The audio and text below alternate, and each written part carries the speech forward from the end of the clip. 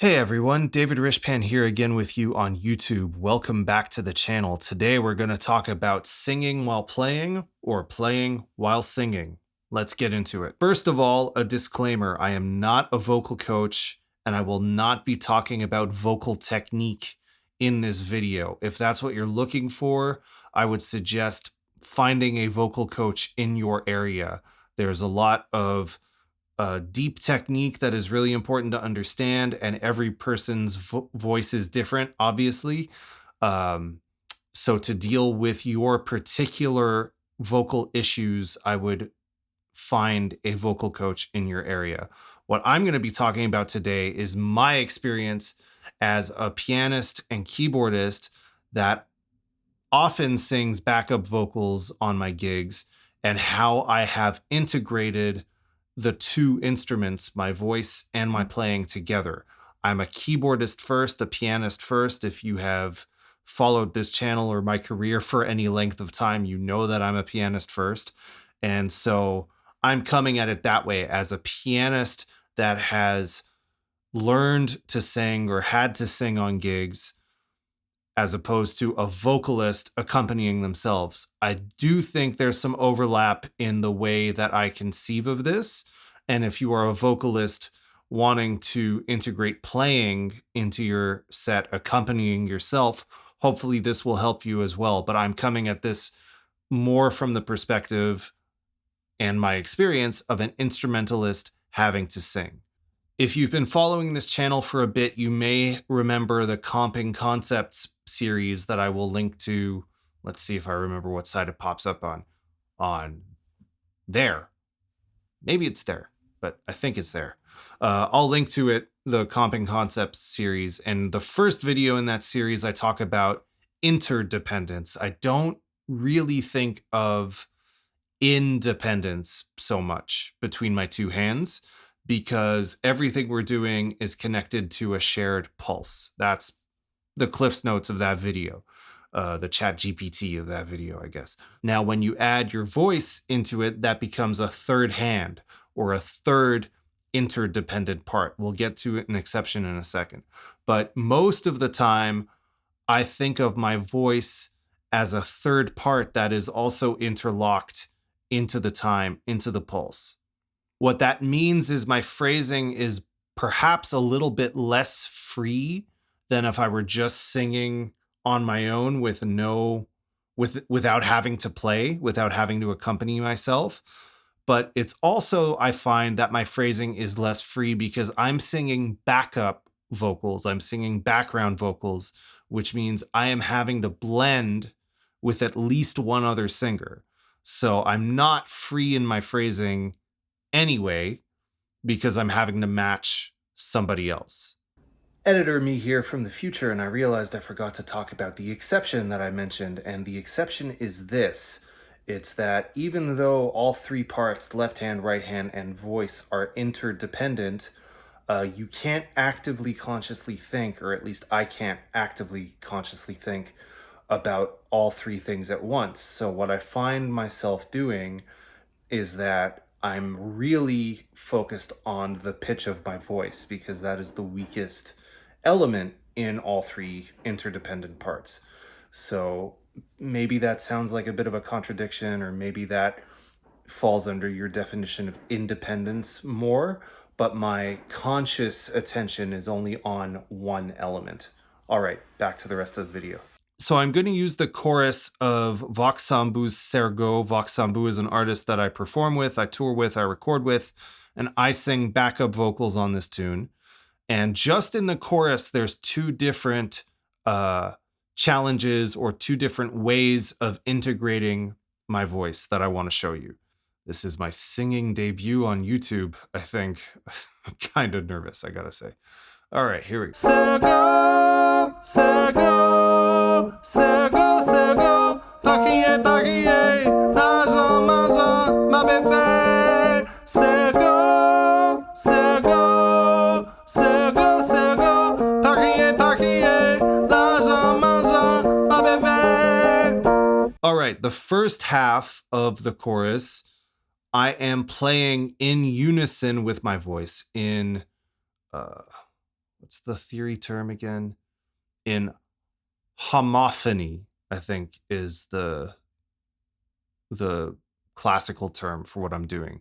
That everything is moving in unison at the same time. So we're kind of flipping between B flat minor and A flat. And because I created the part, this is the privilege I have of playing with an original artist, I am voicing the chord so that the top note of my voicing is the note I'm singing. So because I'm a pianist first, vocalist second, I am reinforcing the note I need to sing in the voicings I am choosing. So my harmony is this.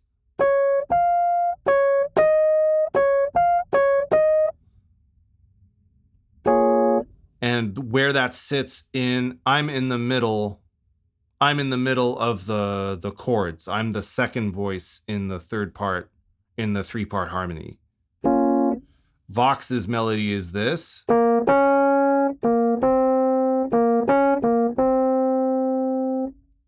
And then the female vocal part on top is this.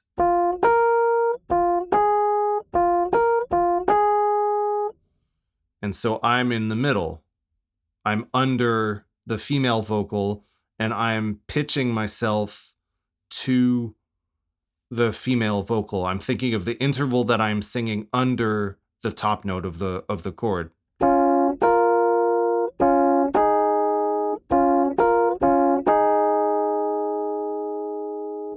I'm tuning the minor third of the chord. That's my note, the D flat. I'm tuning the D flat against the F, the 5th of the chord. And then when it goes to A flat, or when I sing the 5th of the chord, both on B flat and A flat, go, I'm tuning that note. I'm tuning that note against the root. And I'm thinking of the interval of that. I'm a 4th away from the root. There's my F. B flat's the root. I can't sing the high B flat. Right? So I'm tuning to the top note. I'm tuning to the female backup singer.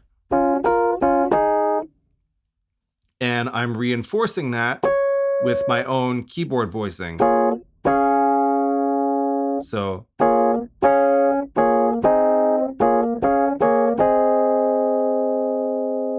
I'm doubling the note that I'm singing an octave up. And I'm doing it in spread voicings. So 1, 5, 7, 3 or 10 of B flat minor, which inverts or moves to a D flat triad in the same position. 1, 5, root, 10. And then the A flat chord is 3, root, 3, 5. So, circle, circle, circle, circle. Now the second half of the chorus, I'm playing a figure that is reminiscent. It's what I played on the recording, but it's also locked in with the guitar part. So.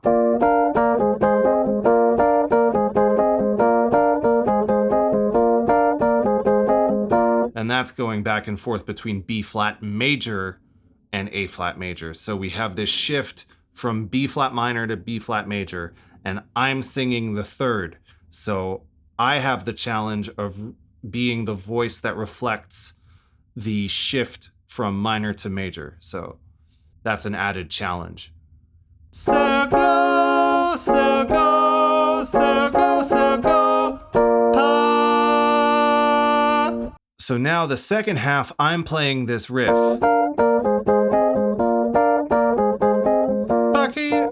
Can I do it under tempo? Bakie, bakie. So the first half of the phrase, I am off. Bakie. dung, Pakie, pakie. And the second half is with my figure. Pakie, pakie, maza, maza, ma bebe. So I am thinking, and I'm indeed thinking consciously, despite what I've said in a lot of previous videos. When I'm practicing this, I'm learning very deeply how the vocal part and the keyboard part hook up harmonically and rhythmically. So I am very aware that the first part of that phrase is on the upbeat against my keyboard part. And it becomes a choreography. It becomes something that I have internalized to the point where even if I didn't need to sing backup vocals, if we had more background vocalists, I would still sing it off mic because I don't know that I can play that part without singing it. I definitely would not be able to sing that part without playing it, I don't think, because it's so intertwined. And it's happened that on wedding gigs, R&B gigs, whatever, if I don't need to sing backup vocals on that particular gig with that particular artist, but it's a tune that I learned where I was singing backup vocals, I still sing my backup vocal even off mic because it's so ingrained in the choreography for me that I can't separate the two parts, or it's very difficult to separate the two parts. The last piece of advice I would give is that you need to practice the way you perform. Right now, I am breaking my own rule. I am not following my own advice for the sake of filming, but with Vox, I perform standing up. And on a lot of the gigs where I sing backup, I'm standing up. So I would practice those tunes standing up. I would learn how to play those parts and sing those backup harmonies standing up if you're going to play standing up on the gig. If you're going to play sitting down on the gig, like when I was doing the piano bar earlier this year, I had to learn how to sing sitting down because I don't usually sing sitting down. And also the piano bar thing, I'm playing a little bit more involved because I'm playing solo piano and singing. So my piano parts are fuller than what I'm usually doing in kind of a band situation. But the real learning curve, more than the playing, was understanding the physicality of how do I need to breathe now? How do I need to set my posture and everything else sitting down? Because I have less experience singing sitting down than I do singing standing up. So practice the way you're going to perform. If you can practice on the instrument, the exact instrument you're going to be playing, it's not always possible.